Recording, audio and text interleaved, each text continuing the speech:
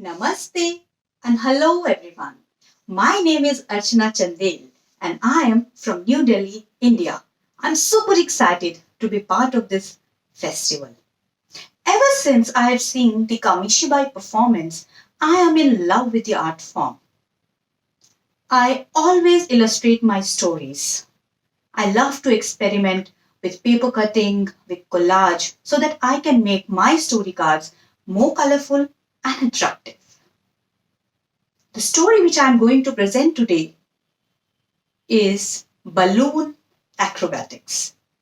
It's going to be in my mother language, that is Hindi, but I will be using a little bit of English for easy understanding. I read this story online on freestoriesforchildren.com, and today you are going to hear the adapted version of this story. So let's begin. तो आइए शुरू करते हैं.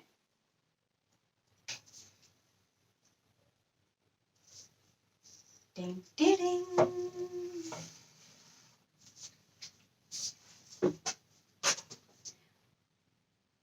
शहर की भीड़ भाड़ से दूर, यहाँ के शोर से दूर, कपूर साहब ने अपना बंगला शहर से कुछ दूरी पर बनाया था. खूबसूरत बंगला था और जितना प्यारा वो बंगला था कपूर साहब का, उतना ही खूबसूरत उनका बगीचा था. कपूर साहब अपने बच्चों के साथ यहाँ पर रहते थे और ये बंगला उन्होंने इस बगीचे की खूबसूरती की वजह से ही चुना था. जितना ये अंदर से प्यारा था, उतना ही ये बाहर से बच्चों को भाता था. हाँ, लेकिन आप सोच रहे होंगे इसमें रहता कौन था? कपूर साहब, उनकी बीवी, उनके 2 बच्चे और रहने वाले थे इस बगीचे के कुछ पक्के लोग.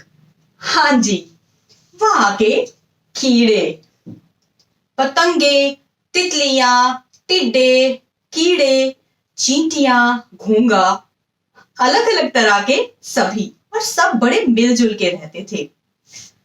जब भी यहाँ पे कोई समारोह का या पार्टी का आयोजन होता तो आस पड़ोस के लोग यहाँ जरूर आते, क्योंकि इस बगीचे की खास बात थी किसी भी समारोह में, किसी भी तरह की चीजों में उसकी तैयारी.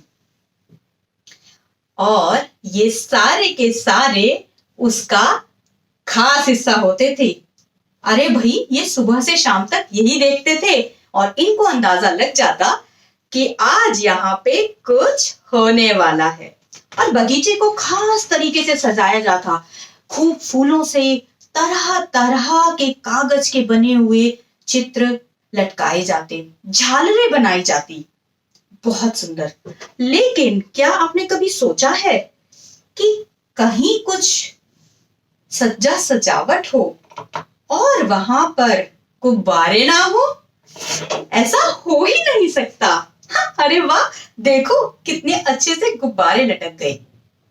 और ये जो गुब्बारे हैं, इनकी जरूरत तो हमारी तितलियों को, कीड़ों पतंगों को भी होती थी, क्योंकि जब यहाँ पार्टी खत्म हो जाती, यहाँ इनका समारोह और इनका सब लोग, यहाँ के जो अतिथि थे वो चले जाते, सारे मेहमान चले जाते, तो इन गुब्बारों से यहाँ एक खास प्रतियोगिता होती थी.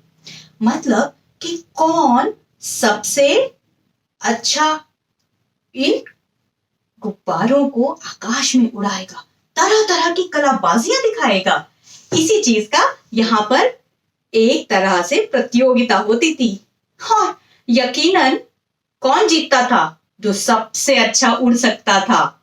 जो बेचारे छोटे छोटे कीड़े जो उड़ नहीं सकते थे, वो तो हमेशा बोलते ये गलत बात है, इस तरह की कोई प्रतियोगिता नहीं होनी चाहिए थी. एक दिन एक छोटा सा टिड्डा, मतलब छोटा सा जो कीड़ा था, वो वहां पर सो रहा था. आराम से एक पेड़ पे वो सो रहा था. बहुत ही गहरी नींद में था. उसको कुछ शोर सुनाई दिया. ना चाहते हुए भी उसने अपनी आंखें थोड़ी सी खोली और आंखों को खोला तो उसे इधर देखा उधर देखा, कुछ भी नहीं दिखाई दिया और उसने आंखें बंद कर ली। थोड़ी देर के बाद वो जो आवाजें थी वो ज्यादा बढ़ गई और उसने अपनी आंखें पूरी तरह खोली और जो नजारा उसने देखा उसने कभी नहीं देखा था। इस छोटे से कीड़े ने, काले कीड़े ने, ये नजारा कभी नहीं देखा था। सब इसको प्यार से छोटू बुलाते थे क्योंकि सबसे छोटा था। इसने सोचा कि अब मुझे कुछ करना चाहिए और जानते हो इसने वहां क्या देखा था? अभी बताती हूँ। इसने देखा कि तितलियां और पतंगे गुब्बारे को इतनी आकाश की ऊंचाइयों पर उड़ा रहे हैं। इसने बोला मुझे तो करना है, लेकिन कैसे करना है? ये तो उड़ना भी नहीं जानता था। काफी परेशान हो गया। फिर इसने सोचा मैं अपने दोस्तों से बात करता हूं। सारे के सारे दोस्तों ने इसका बहुत मजाक उड़ाया। अरे भला हम कैसे ऐसे उड़ सकते हैं? ये तुम क्या बोल रहे हो? क्या सपने देख रहे हो? हमें उड़ना नहीं आता। ये तो शौक उन लोगों के हैं जो उड़ सकते हैं, जैसे तितली, पतंगा, ये तो उड़ सकते हैं। मधुमक्खी अपने साथ आकाश में गुब्बारों को ले जाते हैं।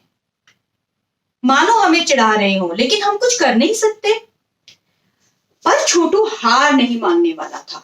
उसने सोचा अब तो मुझे कुछ करना ही पड़ेगा और वो गया अपने दादाजी के पास।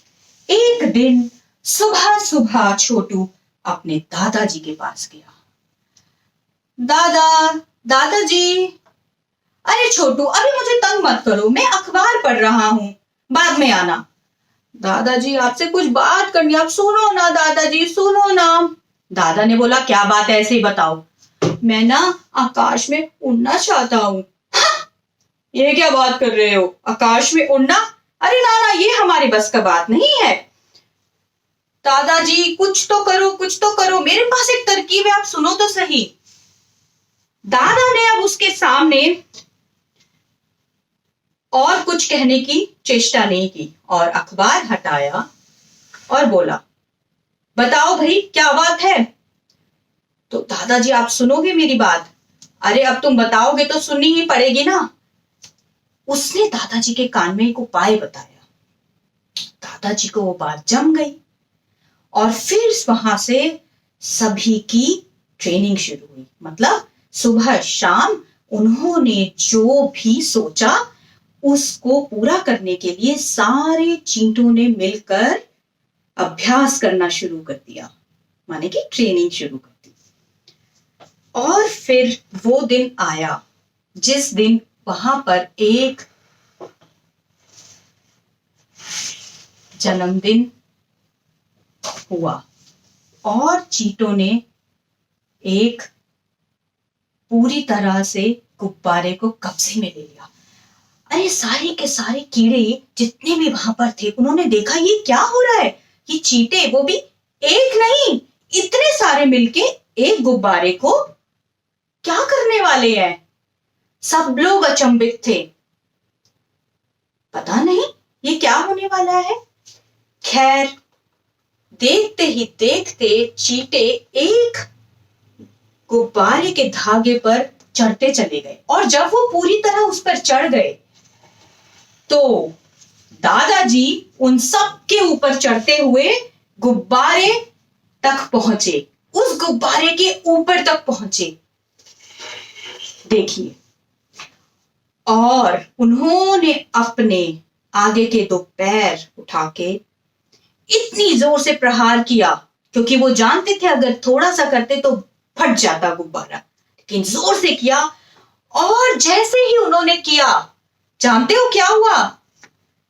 एकदम से जोर से हवा निकलने लग गई और मानो गुब्बारा अपने आप आकाश में उड़ने लग गया। गुब्बारा फुर्र फुर्र करता और सभी के सभी चींटियां और कीड़े वो जानते थे कि यह उनके पास कुछ पलों का समय है और उनको करतब दिखाने हैं और वो हवा में तरंगे बनाते हुए, अलग अलग तरह के नक्शे बनाते हुए वहां पर दिखाई देने लगे। मानो ये कैसा नजारा है, कुछ ही पलों के अंदर उन्होंने अलग अलग चीजें दिखाई, अलग अलग करतब दिखाए। इस समय सारी तितलियां, सारे पतंगे सब एक कतार में खड़े हुए थे और वो बस ये नजारा देख रहे थे कि इन कीड़ों ने कमाल कर दिखाया, इन काले चींटों ने कमाल कर दिखाया। चलो, वो जाके तो कहीं घास में गिरे, कहीं जमीन पर पटके, पता नहीं क्या हुआ, लेकिन उस दिन वो प्रतियोगिता जीत गए और ये उनके लिए सबसे बड़ा दिन था। उन्होंने वो चीज कर दिखाई जो कि आज तक किसी ने नहीं कही, और ये बहुत बड़ी बात है। इन चीटियों की वजह से सबको ये पता चला कि अगर हम मिलजुल के काम करें तो हम वो भी काम कर सकते हैं जो हमने आज तक नहीं किया हो। एकता में बल है, एकता में बल है। यही इस कहानी का कहने का एक तरीका है। मैं आशा करती हूं कि आपको ये कहानी पसंद आई होगी। I hope you like the story. Thank you very much.